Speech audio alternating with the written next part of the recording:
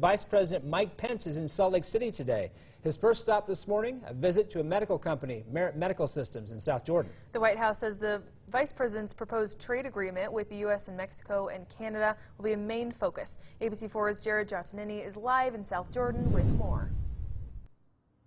We're outside Merit Medical Systems as inside the Secret Service is sweeping and securing the area. Now, Merit Medical ships medical devices across all of North America.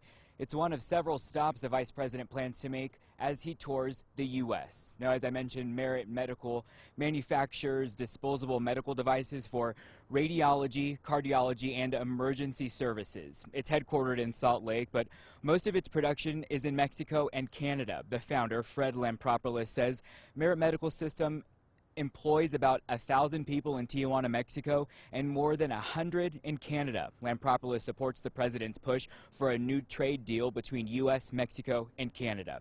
The White House says the vice president is touring the country, touting the president's trade proposal. The President Trump is working to roll back regulations, cut taxes, and negotiate better and fairer trade deals. A huge crowd turned out to meet the vice president yesterday at Salt Lake City International.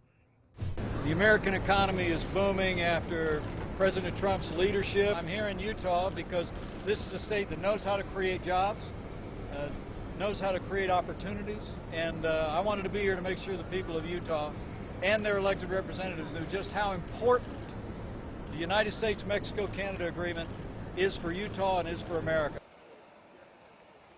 Lampropoulos hopes the vice president talks about the 25% income tax brought on by the Affordable Care Act, but is excited to hear the vice president address topics that directly impact his business. Now, after the tour here that starts at 10 a.m., the vice president is scheduled to meet with representatives from the Church of Jesus Christ of Latter-day Saints.